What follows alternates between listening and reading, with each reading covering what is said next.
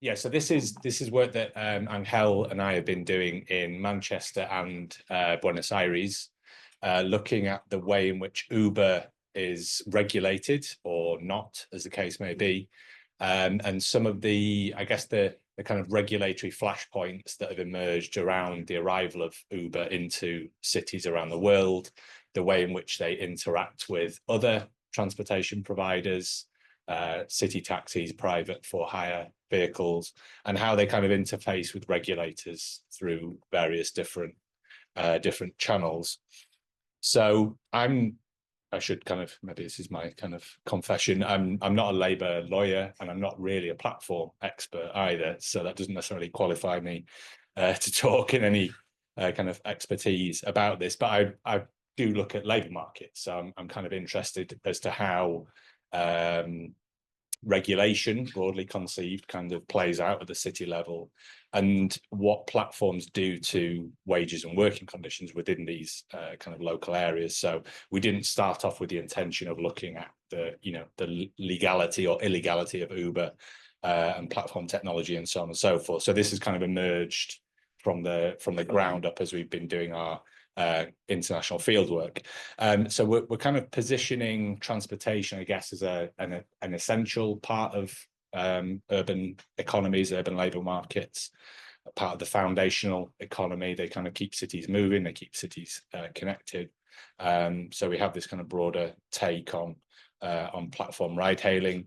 And we're also particularly interested in the interaction between top-down policy making, so what politicians say and try and do, what policymakers are trying to do within their local jurisdictions, but also the way in which workers and citizens are kind of driving change from the bottom of how are they getting organised, how are they becoming active in their communities, what do they want to see from their politicians also.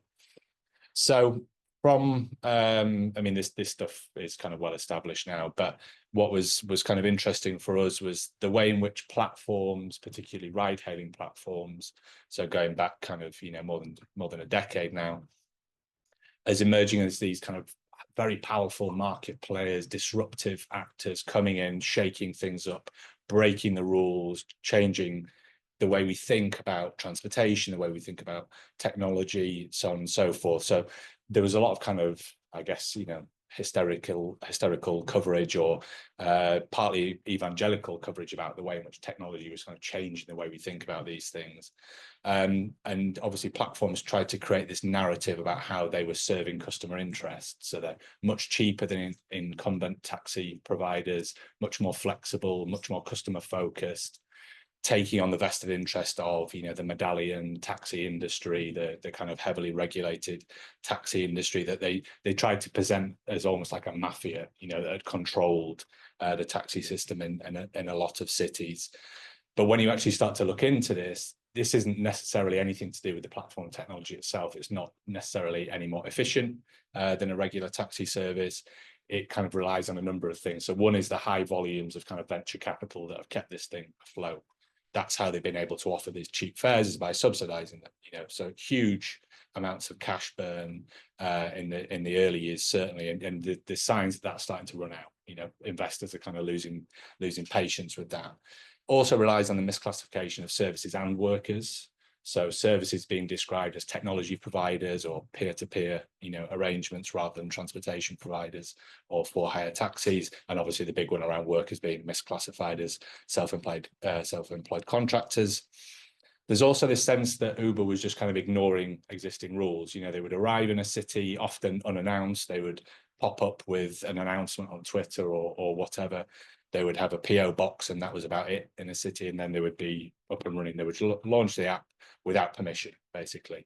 And that was their definite strategy. They would get in there, establish a position, a market share, and then they would deal with the kind of regulatory issues further down the line.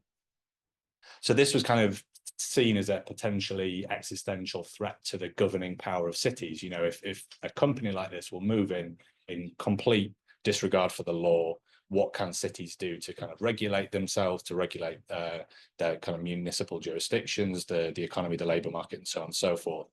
But over time, we see it becomes slightly less confrontational. So slightly softer language that Uber starts to use. So it's kind of playing cities off against each other. So a bit of regime shopping at the local level. You know, if San Diego is going to impose this particular set of rules, or if New York is going to do this, then we're going to quit. We'll go somewhere else where people want us to be, and where the regulations are conducive to that. There's also a sense that Uber is becoming more kind of embedded within the political system. So it's not really an outsider anymore. It's doing lots of lobbying. It's kind of trying to influence public policy from the inside, trying to level down the existing regulation around taxis and for hire cars to the lowest kind of common denominator. So Valdez talks about this idea of contentious compliance. So they kind of grudgingly comply with the rules where they have to, all the while continuing to create this narrative that regulation is bad. You know, it's, you know, anathema to competition and free markets. So it's becoming more complicated and potentially a little bit more subtle. So in this paper, we present it slightly more stylistically than this. It's a bit nicer formatted in the paper. But we start to look at the idea of governance. So this isn't just a question of legality. It's not just kind of, you know, whether Uber is legal or not. It's the way in which governance systems and structures can respond to something like the arrival of a big multinational platform ride-hailing firm. So we draw out in the paper different aspects of regulation and governance. So one is the competencies of local actors. So this is the kind of delegated powers they have to actually, you know, regulate businesses or employment practices. And that obviously varies massively from country to country and city to city. The cases that we've got don't have that many delegated competencies to be able to regulate at the local level. There's also the question of power, you know, so the dominant position of Uber and others within the market, and how they express that, and how that kind of changes over time. And something that we were particularly interested in is the notion of legitimacy. So this isn't just a straightforward kind of battle. It's the way in which Uber tries to cultivate legitimacy amongst customers, amongst citizens, trying to emphasize how it provides us a positive social good. So it serves underserved neighborhoods compared to regular taxis, for example. It creates job opportunities for marginalized groups. So Uber is very conscious of this kind of narrative framing, while also trying to undermine trust in kind of regular labor market institutions. So trade unions, collective bargaining, labor law. And that is something that's kind of playing out in the case studies that we see, this issue of legitimacy. So I won't go too much into the methods, but the reason we had these two cities, it was partly a convenience sample, you know, where we could get in and kind of build these case studies. But they're interesting in that they're quite different in terms of size and scale. Obviously, Buenos Aires is a much bigger market than Manchester is. But Uber arrived relatively late into both of these cities. So Uber had been in Mexico, it had been in Brazil for a few years prior to coming to Buenos Aires, and there was a sense that it was trying to learn from these previous examples, what it experienced, what kind of pushback it experienced in other cities, and how is it going to use that to absolutely make sure it was a success in Buenos Aires. So this was going to be a template for other cities across the country. Greater Manchester is a bit more of a small provincial market. Uber was already established in London, so Greater Manchester is slightly more incidental. Much kind of well-established private hire market, much more kind of competitive and dynamic market, even though it's relatively small. So that was the kind of logic of picking these two cities. Also, they've not got that much in the way of delegated lawmaking powers, so they have to be quite creative and experimental in terms of the kind of rules that they can impose on Uber. And there are certainly politicians at the local level that were interested, or they were concerned about Uber, so they were trying to do something even with these kind of limited lawmaking powers. So just a kind of stylized comparison of the two cases. What was interesting in Buenos Aires was the really open, violent conflict that Uber provoked. So they arrived kind of unannounced, without permission, without a license to operate, illegally within the kind of rules of the country. And there was a huge kind of immediate reaction from taxi drivers. So they were protesting on the streets, they were attacking Uber drivers, they were burning the cars. It was a whole, kind of demonstrative thing, a really big flashpoint within the city. Immediately, local judges tried to ban the platform. They said it's illegal, you can't take payments through the app. But that basically proved unworkable. It was almost impossible to actually kind of impose that at the local level. So quite quickly, the city regulators, the city judges were getting into a kind of regulatory battle with the national level to say, well, what can we do? Who's going to enforce this? Can you give us some more kind of guidance on how we can make this work? So they got consumed by this kind of elite, regulatory battle at the national level. All the while Uber's operating, it's still delivering, kind of, thousands of rides every day. It was building market share, it was building a presence, it was building legitimacy. It was taking on the taxi industry quite directly. And that kind of left the city regulators playing catch up. So all the while they're having these kind of protracted discussions about whether Uber is legal or is illegal, and kind of back and forth trying to enforce the local rules. All the while Uber's just kind of steadily going about its business, picking up market share.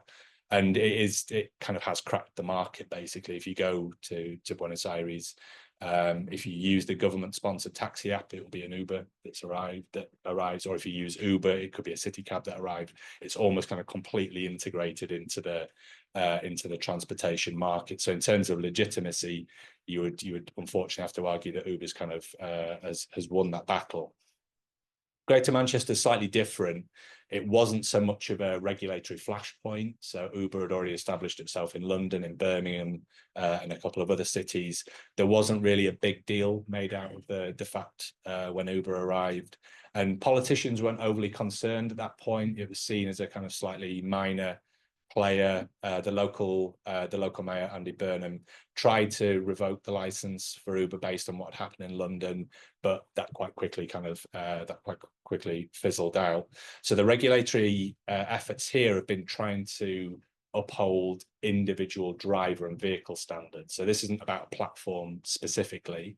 This applies across taxi drivers, private for-hire vehicles, and platform drivers. So trying to take out individual kind of rogue operators. So it's about the safety of the vehicle, the safety of the driver to operate that vehicle. The problem is that licensing standards might vary from place to place, and you can be licensed in one municipality and work in another. So there's a real problem of kind of arbitrage across individual municipal areas. And I think there's a sense that you're almost chasing your tail with this in Manchester. You can try and introduce some regulations that kind of squeeze out bad practice, but there's a sense that private for-hire trade is on its way out. They're trying to strengthen public transport. They're trying to encourage active travel. So this was a quote from a licensing manager saying the trade's on its way out. We can try and do this, we can try and regulate, but within 10, 15 years, we might have driverless cars, we might have people who are more reliant on buses and public transport. So it's almost, how much of a sunk cost do you want to put into regulating something like Uber? So just to kind of wrap these threads up, I think what we can say is, and this isn't kind of news to anyone, but it's quite a complex regulatory picture at the local level. Like I say, this isn't just about employment law, labour law, business law. It's a much more kind of complex regulatory picture. And like I said, in the absence of clearly delegated competencies to deal with these things head on, cities are being kind of innovative. They are being experimental. They're trying to use traffic and transportation rules to mitigate against some of the worst effects of having lots and lots of private cars kind of swamping the city centre, trying to maintain safety standards for customers, for drivers, and for the public. But beyond that, I think getting a sense of trust and legitimacy in the rules really requires engagement with a wide range of actors. This isn't just about conversations that are being had behind closed door with Uber executives or Bolt or Lyft or whoever. This is kind of engaging more deeply with drivers, with riders, with citizens, and ensuring they have a voice in shaping kind of transportation plans more broadly. And like I said, the power of platforms isn't just about kind of market dominance in some ways. It's becoming more infrastructural. It's becoming more subtle. They're quite clever in terms of how they present their message. But there are questions about how sustainable this is. Will Uber kind of outlast this cost of living crisis, once the investor capital starts to dry up. I mean, Uber's IPO in the UK was an absolute disaster from a financial point of view. So there are questions about the sustainability of kind of platform capital. And for us, we were thinking about whether, does it make sense to try and regulate platforms in isolation, or should we be trying to regulate work more thoroughly or more consistently to reduce some of the incentives as to why people join platforms in the first place. So if you have decent minimum wages, you have decent regulations on working time, you have decent social security contributions, perhaps you can regulate and kind of raise standards across the board without having to try and close gaps and loopholes specifically around platforms. I'll finish there.